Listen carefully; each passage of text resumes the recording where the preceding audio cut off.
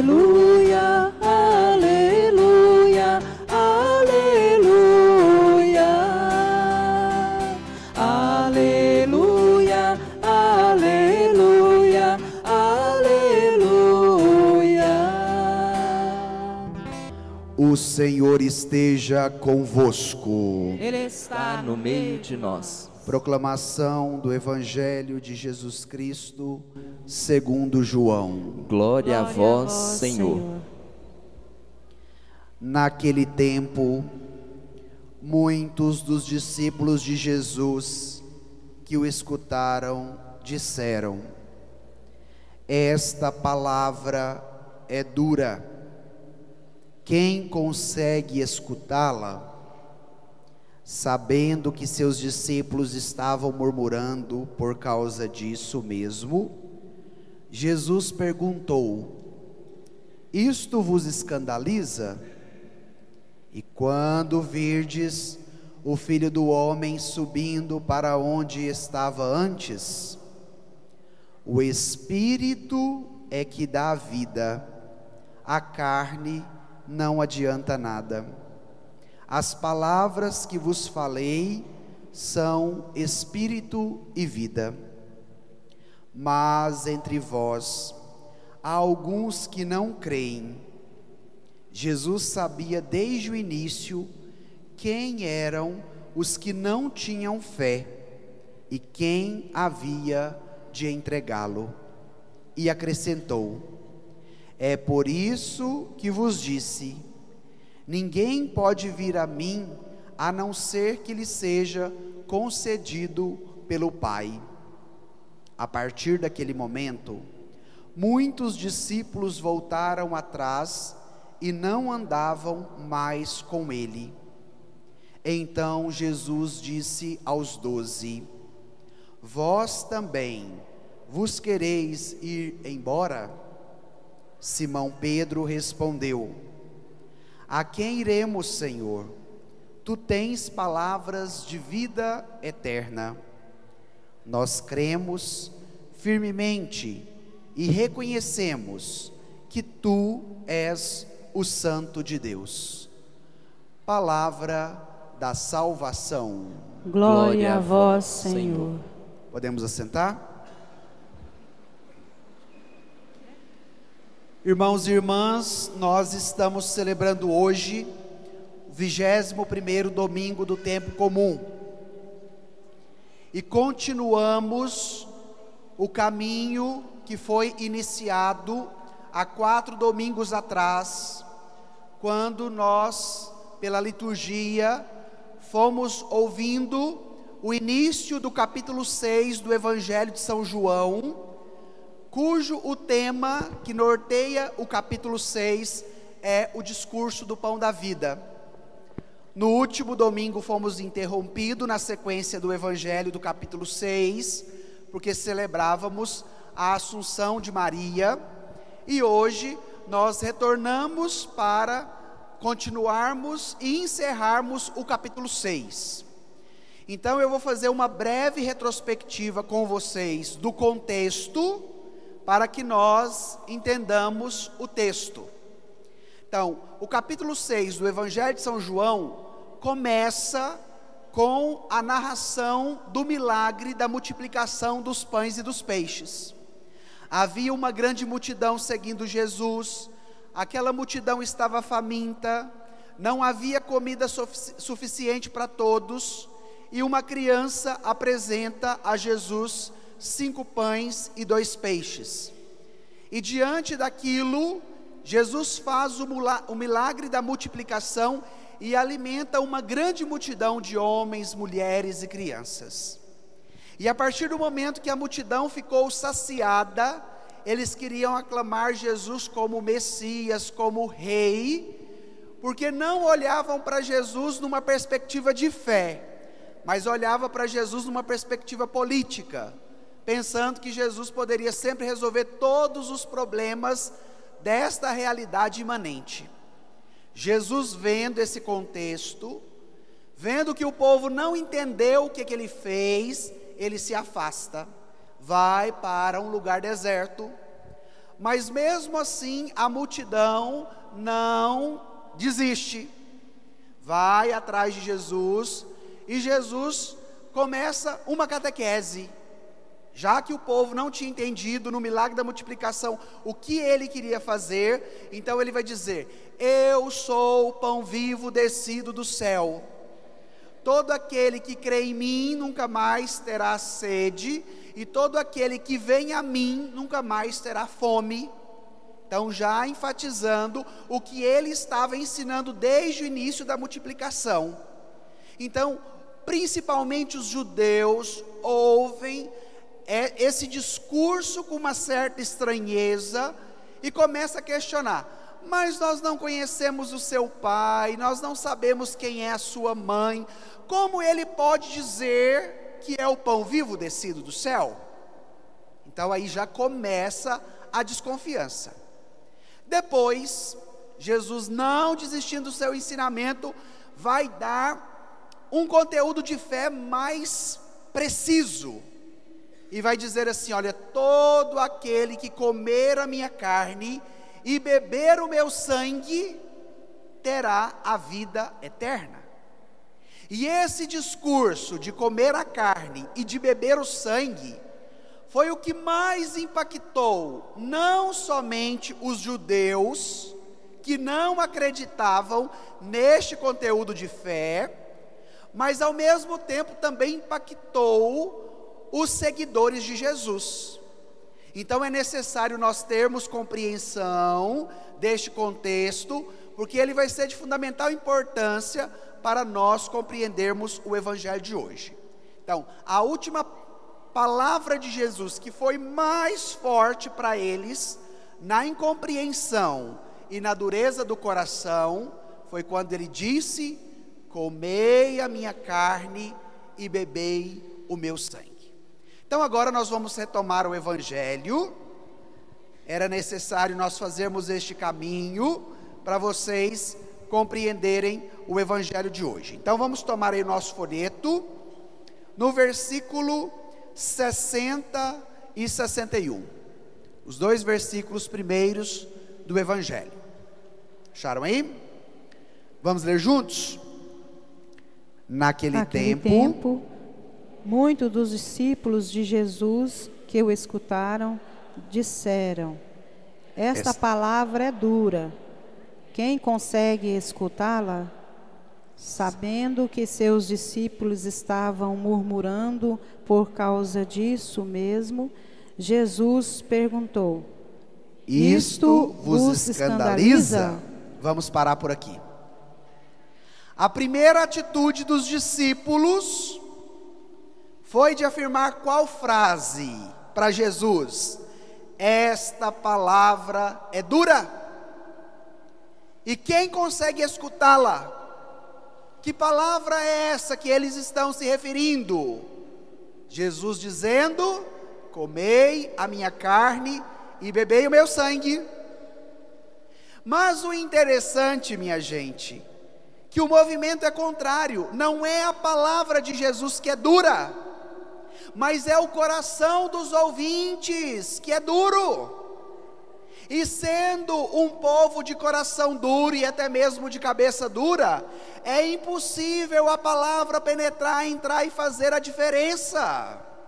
Então é muito mais fácil nós colocarmos a culpa em Jesus, dizendo que a palavra dele que é dura, do que assumirmos a dureza do nosso coração. Então este é o primeiro critério do evangelho.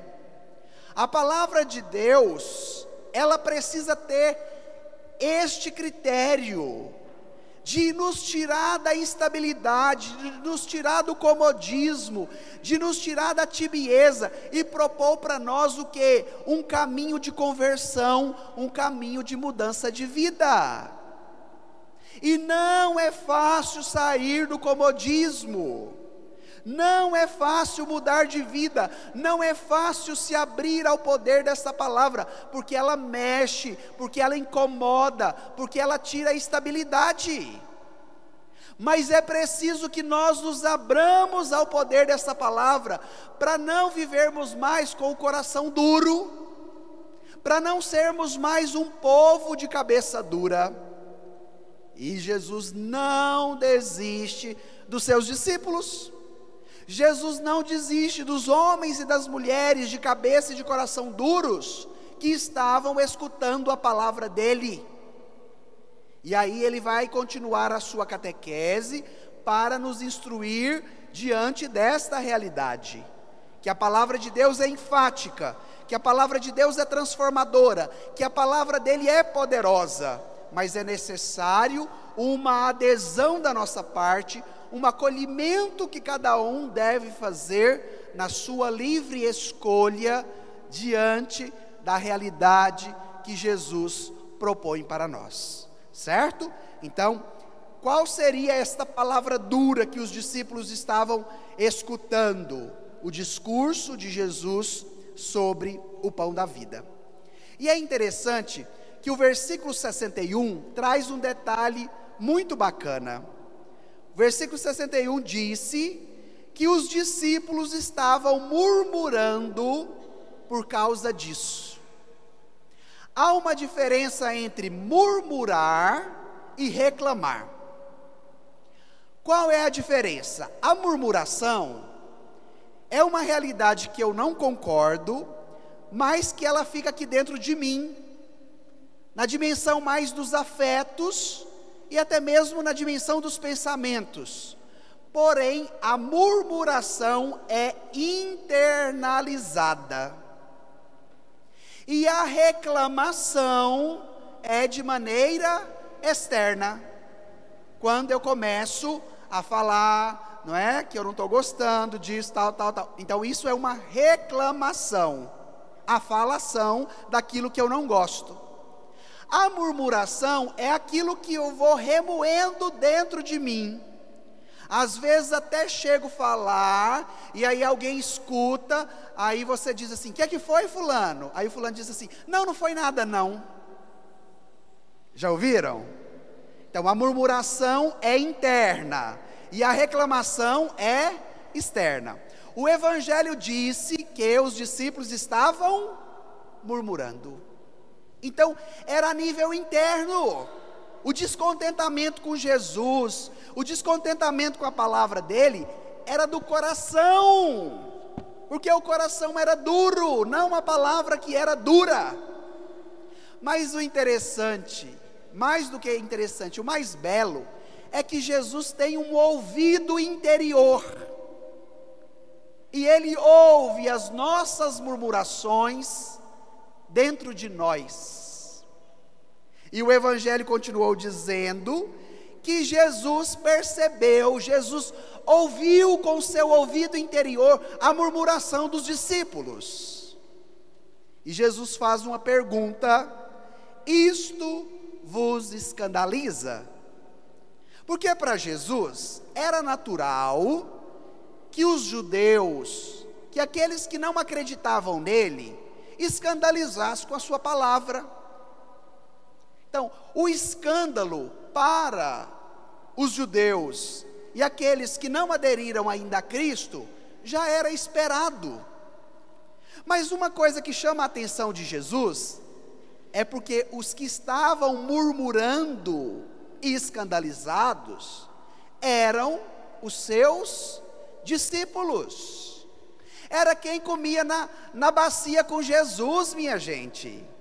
Era quem estava caminhando com ele e já tinha visto ele curar o cego de nascença, libertar os homens que estavam possuídos pelo demônio, de curar aquela mulher que sofria com hemorragia.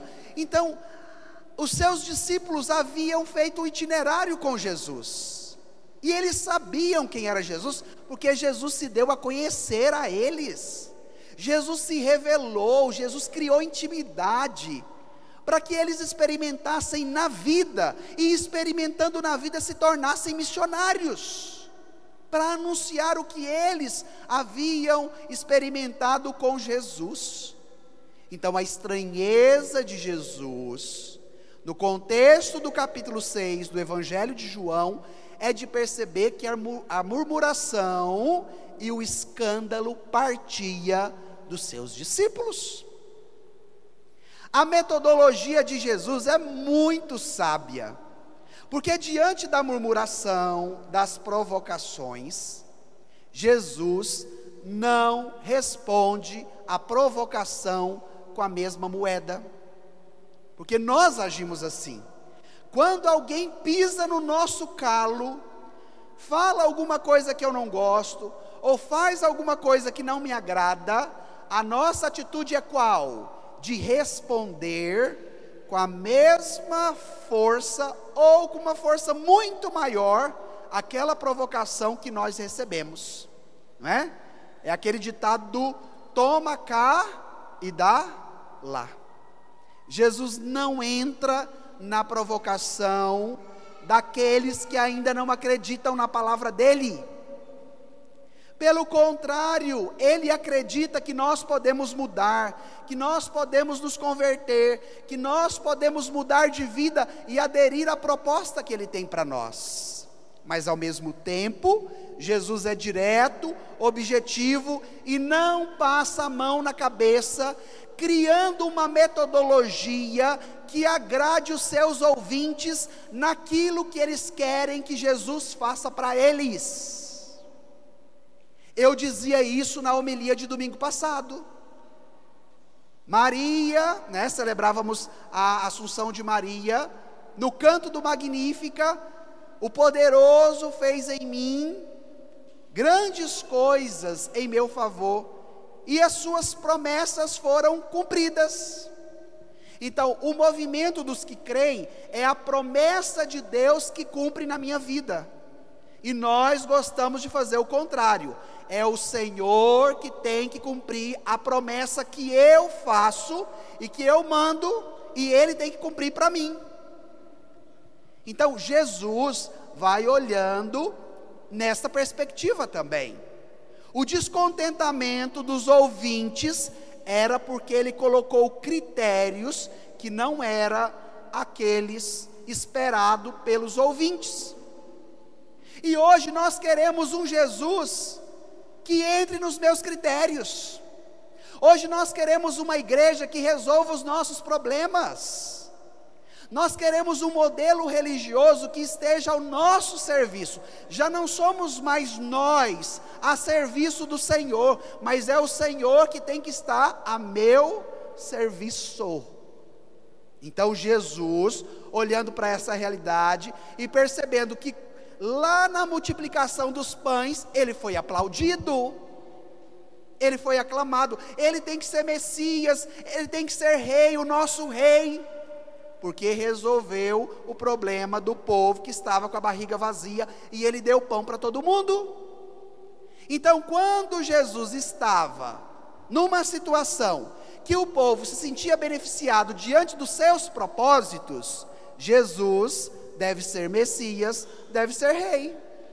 Mas quando Jesus vai propondo outro caminho que contradiz com o desejo da multidão, ou até mesmo com o desejo pessoal de cada um, qual é a reação? Escandaliza, a palavra dele é dura demais, começa a murmurar. Olha o ambiente do Evangelho e como ele é provocativo para nós, no contexto que cada um vive na nossa cultura atual. Olha como o Evangelho é atual. Agora, aperte o cinto de segurança, porque Jesus vai pegar firme. Vamos lá? No versículo 62 e o 63. Vamos ler juntos?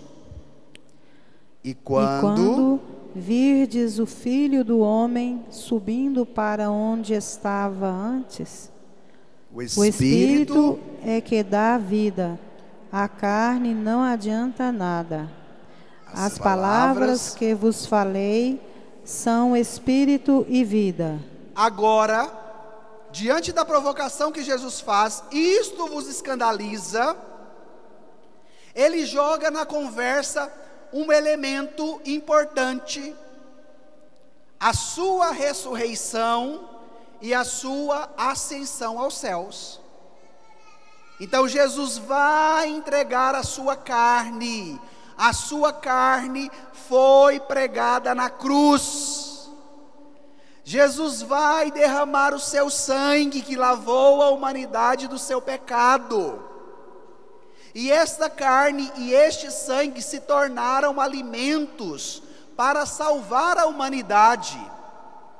E logo após dele morrer, da sua carne ser pregada, do seu sangue ser derramado, ele ressuscita ao terceiro dia e depois, de maneira gloriosa, sobe para o céu.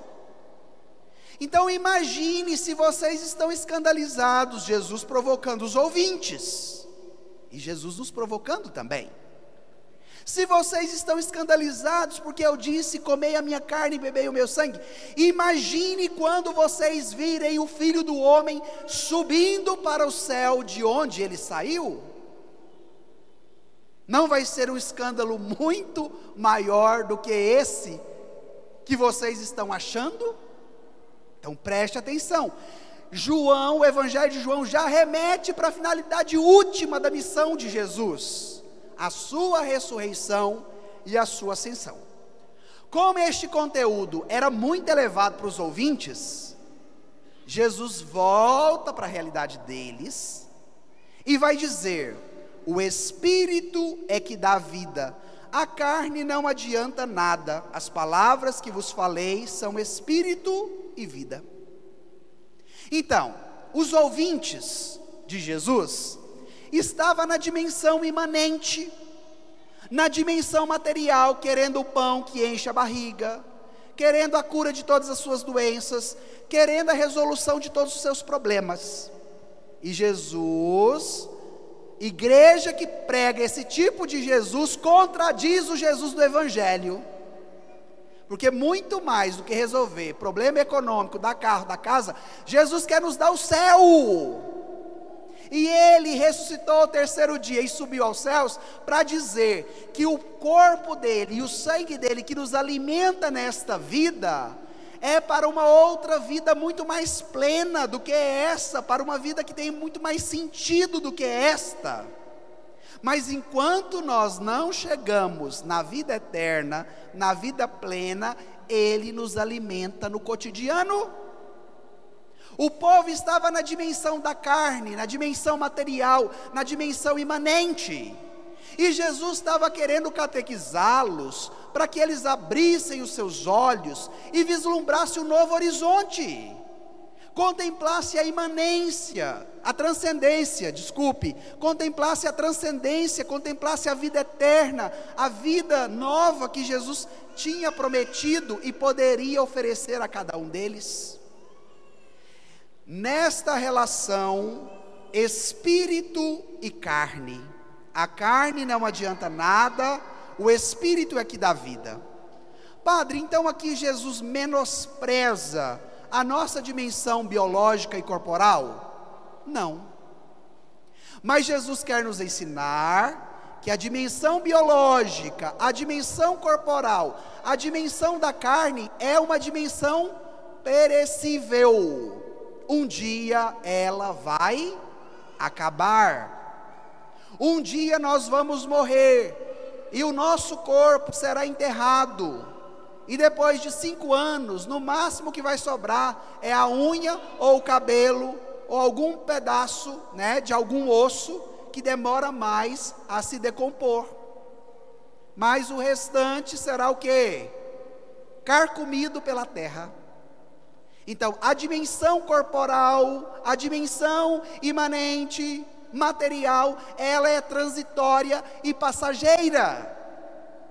E é por isso que ele quer nos dar o quê? O Espírito, porque o Espírito é que dá a vida.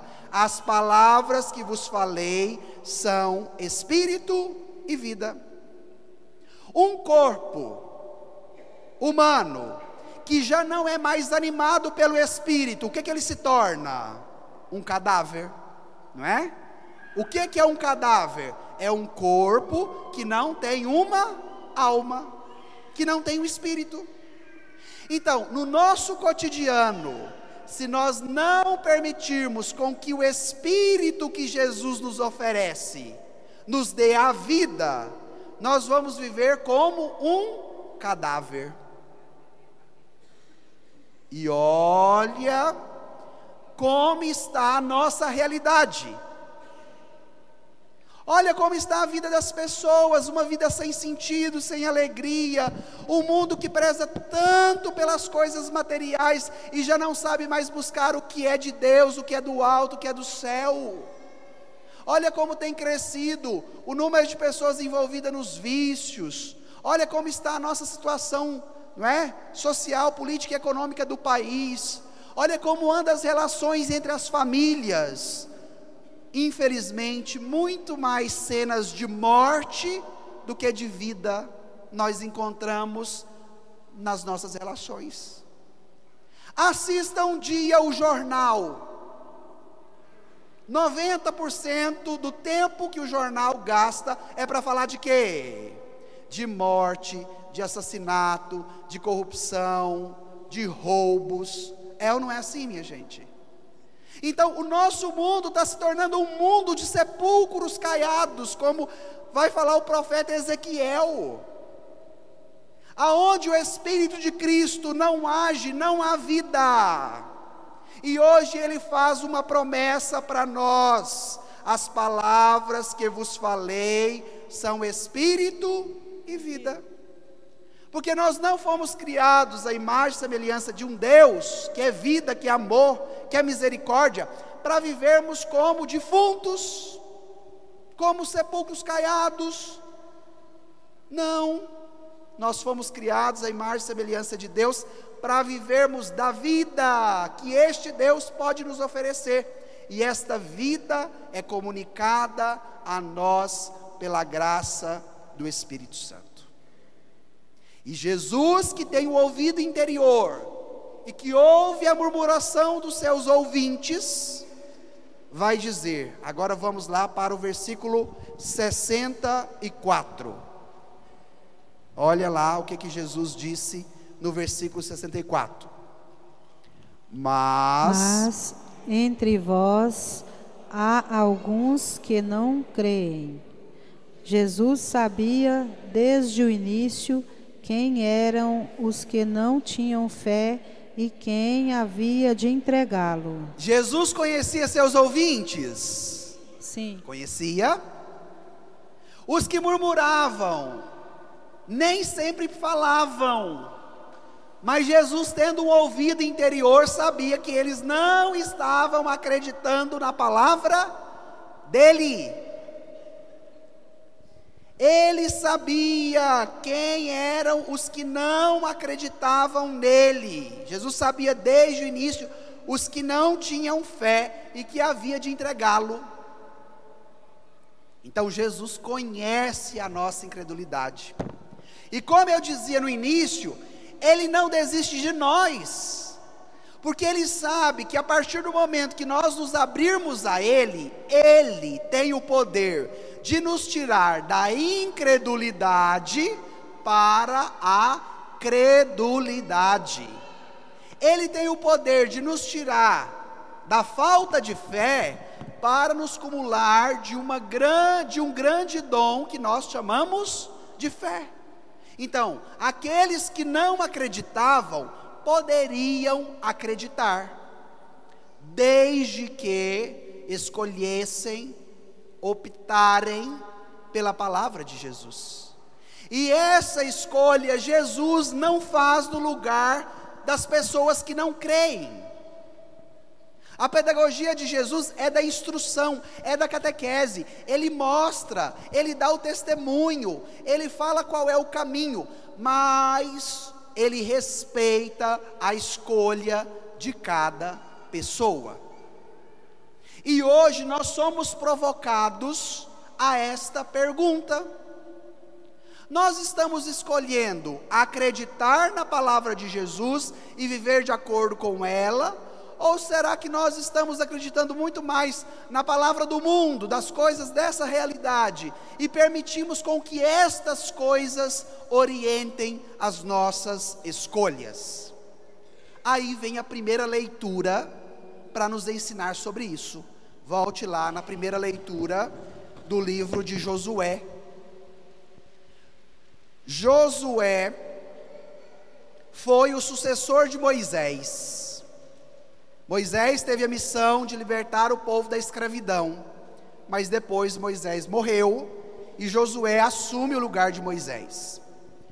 Quando eles chegaram em Canaã, a terra prometida, Josué percebeu que muitos do seu povo, o povo de Israel, o povo da antiga aliança, o povo de Deus, estava adorando os falsos deuses, os deuses da Mesopotâmia, os deuses dos amorreus. E Josué faz uma provocação a este povo que não estava mais acreditando na palavra de Deus. Olhe lá a partir do versículo 15 da primeira leitura. Olha o que Josué vai falar para o povo. Pegue lá, versículo 15 da primeira leitura. Se vos parece mal servir ao Senhor, escolhei hoje a quem quereis servir. Se aos deuses a quem vossos pais serviram na Mesopotâmia, aos deuses dos amorreus em cuja terra habitais. Agora vamos ler a opção de Josué e da sua família. Quanto a mim e a minha casa, a minha família, nós serviremos ao Senhor. Então havia a opção de adorar os deuses da Mesopotâmia, ou havia a opção de adorar os deuses dos amorreus, os deuses pagãos, os falsos deuses, ou a opção de adorar o Deus verdadeiro, o Deus de Abraão, o Deus de Isaac, o Deus de Jacó, o Deus Pai de Jesus Cristo. E ele faz uma opção, Josué: eu e a minha família, nós serviremos ao Senhor. E hoje é esta pergunta que a palavra de Deus dirige a você, porque a palavra de Deus é atual. Qual é o Deus que você serve? É o Deus da televisão? É o Deus do dinheiro? É o Deus do Zap Zap? É o Deus dos bens materiais? Ou é o Deus de Jesus Cristo, que te oferece o corpo e o sangue dele para saciar a sua fome e a sua sede, e depois te dar a glória da vida eterna? A opção, meu irmão, minha irmã, é você que faz.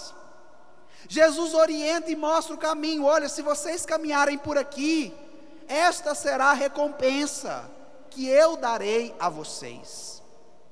Mas nós somos o povo da gambira. Nós somos gambireiro demais da conta. Nós queremos servir a dois senhores até o momento que ele nos agrade. Então, até o momento que eu vou ter a minha roupa de marca, o meu celular, aquela pessoa, aquele bem material, aí eu sirvo o mundão. Mas a partir do momento que de repente eu enfrento uma doença, uma dificuldade no meu casamento, e as coisas deste mundo não podendo resolver o meu problema, eu corro para Jesus, faço promessa para Ele: olha, se o Senhor fazer isso para mim, eu vou fazer isso em troca. Servindo a dois senhores até o momento que você é conveniente. E para os critérios do Evangelho, não há possibilidade de dois senhores: ou servirás a um e odiarás ao outro, vai dizer Jesus no Evangelho de Mateus, falando sobre César, não é? Dai a Deus o que é de Deus e a César o que é de César, mas adorarás o Senhor teu Deus, porque adorarás a um e odiarás a outro. Não há possibilidade de ficar em cima do muro com Jesus. Essa semana eu tive uma reunião com um dos grupos aqui da paróquia, e eu dizia a eles, e vou dizer a vocês: hoje nós vivemos na cultura da indiferença. Então, de repente, quando tem uma necessidade, uma demanda, e que propõe essa demanda a um grupo de pessoas, a nossa tendência é de ter ciência, de saber o que é a necessidade ou a demanda, mas ao mesmo tempo é de ficar numa indiferença do silêncio, de não dizer sim, mas também de não dizer não. E eu dizia a eles, e digo agora a vocês, nos critérios do Evangelho, não há possibilidade de ficar na indiferença em cima do muro, porque aqueles que ficam na indiferença em cima do muro, já fizeram a sua opção. Vou repetir. De acordo com os critérios do Evangelho, não há a possibilidade da indiferença de ficar em cima do muro, porque os que estão em cima do muro já fizeram a sua escolha. Hoje a palavra nos dá uma sacolejada para que nós saiamos da indiferença e aderindo aos critérios do Evangelho para dizer: eu e a minha família serviremos ao Senhor. Põe a mão no seu coração e diz isso para você: eu e a minha família serviremos ao Senhor. Mais uma vez, eu e a minha família serviremos ao Senhor. E a partir do momento que você serve ao Senhor, o que Ele vai pedir de você? Agora vamos lá para o versículo 66. Olha lá o que está escrito no versículo 66. Acharam aí? Vamos ler juntos o versículo 66? A partir daquele momento, muitos discípulos voltaram atrás e não andavam mais com ele. Quem era esse ele? Jesus? Sim. Os que ficaram em cima do muro, o que aconteceu com eles? Perna para quem tem. Quem está na cultura da indiferença em cima do muro já fez a sua opção. Foram embora e não seguiram mais a Jesus. O Evangelho tem a coragem de dizer, e hoje a igreja precisa ter a coragem de dizer também: se você não está disposto a viver o que Jesus propõe, se você não quer topar a parada com Ele, faça a sua opção, mas se prepare para as consequências da sua escolha, porque nós queremos fazer as escolhas de acordo com a nossa vontade, mas não queremos assumir as consequências dessa escolha. Então vou dar um exemplo. Quando atendemos um casal de jovens que estão namorando, então propomos para eles o caminho do namoro cristão, a vivência da castidade no namoro, etc e tal. O mundo diz totalmente diferente, fala: não, o que é isso?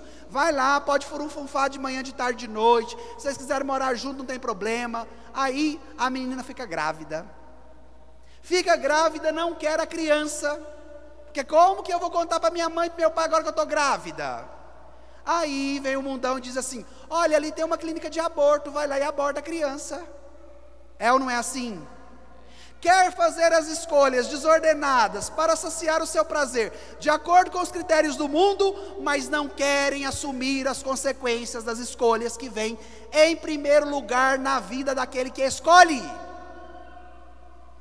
Então, os critérios do Evangelho podem ser duro, pode ser exigente, pode, mas há aqueles que creem. O primeiro grupo foi dos que não acreditaram, que não queriam viver com Jesus, que não queriam a intromissão dele na vida dessas pessoas e foram embora, como o jovem rico do Evangelho, e não soube o que era a alegria nesta vida e muito mais a alegria na vida eterna, porque sem Jesus não há vida. Quem faz a opção de abandonar Jesus vive como um cadáver, porque é Ele que dá o espírito e a vida. As palavras que vos falei são espírito e vida. O espírito é que dá a vida. Então, os que fizeram a opção de não acolherem o caminho de Jesus tiveram também as suas consequências. E Jesus, sendo muito firme e convicto do que ele anunciava, vir agora para o grupo dos 12, porque até neste momento, era a multidão que seguia Jesus, logo se tornaram discípulos dele, porque discípulo é aquele que segue alguém, né? Segue o mestre, que era Jesus. Havia um grupo dos 12, que estavam com Jesus há mais tempo, e que tinham sido também escolhidos para uma missão mais especial. Olha o que Jesus provoca os 12, porque a multidão já tinha respondido para Jesus o que ela pensava e qual era a escolha dela. Agora vem o grupo dos 12, olha lá no versículo 67. Então Jesus disse aos 12: vós também vos quereis ir embora? Jesus nos ama demais da conta, mas Ele não passa a mão na nossa cabeça quando nós estamos no erro. Tem algum pai ou alguma mãe aqui na igreja? Tem? Levante a mão só para o padre saber. Ótimo, pode abaixar. Quando o seu filho está fazendo alguma coisa errada, você, amando aquele filho, aquela filha, vai passar a mão na cabeça dele ou dela para que ela permaneça no erro e depois ela sofra as consequências do erro? Não. Se você ama, você vai educar, você vai falar, você vai chamar atenção, você vai mostrar o caminho, não é? Por quê? Porque você ama aquela pessoa, porque você quer o bem dela, porque você quer o melhor para ela. E com Jesus não é diferente. Ele nos ama, Ele tem o melhor para nós, Ele tem a vida eterna, Ele se faz alimento, Ele se faz bebida. A cada santa missa neste altar, nós comemos a carne de Cristo e nós bebemos o sangue de Cristo, que é a vida para o mundo. E é por isso que de vez em quando, Jesus pega o chicotinho e é firme conosco, porque Ele quer o nosso bem. Os que não creem, vão embora, não querem, acham Jesus duro demais e muito radical. E pode ser que você seja um desses, que quer uma fé de conveniência, uma fé de supermercado, que você vai lá e pega o que te interessa, não quer o pacote da fé na totalidade. E com Jesus, ou abraça na totalidade, ou pega a sua chuteirinha, a sua chinelinha e vai embora. Não há parcialidade, não é? Primeira leitura, nós temos um Deus ciumento. A partir do momento que Ele nos dá a possibilidade de escolhermos a Ele, é somente a Ele. Ele não lida com concorrente, certo? Aí vem a resposta da igreja na boca de Pedro. Então já disse isso e volto a repetir. Todas as vezes, não é, que Pedro toma a palavra em nome de um grupo, ele fala em nome da igreja. No domingo da Páscoa, João e Pedro saem correndo porque disseram que o túmulo de Jesus estava vazio. Pedro era velho, gordo, tinha gota, artrite, artrose, osteoporose. João era jovem, um rapazinho. Quem chegou primeiro? João, claro, porque tinha muito mais vitalidade do que Pedro. Mas quem entra por primeiro dentro do túmulo vazio? Pedro, porque ele fala em nome da igreja. Tu és Pedro, e sobre esta pedra edificarei a minha igreja. Então Jesus pergunta: vós também vos quereis ir embora? Agora vamos pegar os dois últimos versículos, 68 e 69. Vamos ler juntos? Simão Pedro respondeu: a quem iremos, Senhor? Tu tens palavras de vida eterna. Nós cremos firmemente e reconhecemos que Tu és o Santo de Deus. Olha a diferença dos que creem para os que não creem. Lá no versículo 66, os que não creem. A partir daquele momento, muitos discípulos voltaram atrás e não andavam mais com Jesus. Os que não creem, o grupo dos que não aderiram. Olha a diferença da resposta da igreja que crê e que fala pela boca de Pedro: a quem iremos, Senhor? Não há outra possibilidade de uma vida plena que o nosso coração almeja. Não há outra possibilidade de uma vida com sentido, de uma realização pessoal que me traz uma realização que não é momentânea, mas que é perene, que é permanente. A quem iremos, Senhor? E no outro trecho do Evangelho, Jesus vai dizer: eu sou o caminho, a verdade e a vida. A quem iremos, Senhor? Pergunta Pedro. Jesus disse: eu sou o caminho. Gente, isso é lindo demais. Diante da nossa indagação, dos nossos anseios, das nossas buscas, o que é que eu vou fazer da minha vida? Por que eu vim a este mundo? Qual o sentido da minha existência? A pergunta de Pedro: a quem iremos, Senhor? Aí vem a resposta, que é um dogma de fé, que é uma adesão pessoal, não só de Pedro, mas também de toda a igreja, dos que creem, dos crentes. Tu tens palavras de vida eterna. Agora, olha lá a última frase do versículo 63. Olha o que Jesus disse na última frase do versículo 63. As palavras que vos falei são espírito e vida. E o que Pedro respondeu? Tu tens palavras de vida eterna. Então, o anúncio de Jesus, o convite de Jesus, dando o que ele pode oferecer, e depois a resposta dos que topam a parada de viver com Jesus: tu tens palavras de vida eterna. O nosso mundo hoje já não tem mais palavra. Hoje eu falo uma coisa, amanhã eu já falo outra totalmente diferente. Antigamente, quando fazia um negócio, o povo que prezava mais pelos princípios cristãos, que não precisava de advogado, que não precisava de cartório, que não precisava de justiça, porque o povo tinha palavra, e a palavra dada era a palavra cumprida. Hoje em dia, você faz contrato com o advogado, você vai no cartório, você põe 10 testemunhas, e chega no final a pessoa ainda te dá o calote. Já não tem mais palavra. E a palavra que se fez carne, que habitou entre nós, e que ofereceu a sua carne para nós, é palavra de vida eterna. Precisa de mais alguma coisa, minha gente? Não. Basta você acreditar, aderir a esta palavra e dizer: eu e a minha casa serviremos ao Senhor. E Pedro reforça a sua profissão de fé: nós cremos firmemente e reconhecemos que tu és o Santo de Deus.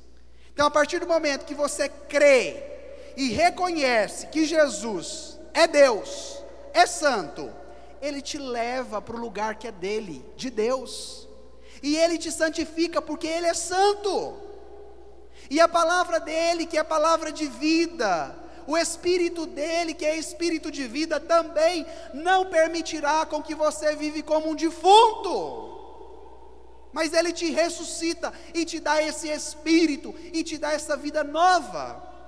E quando você estiver quase caindo, desfalecendo, Ele vem sobre você, sopra o Espírito da vida, que te ressuscita a cada dia, quando você está fraco, desmolecendo, para viver como um defunto.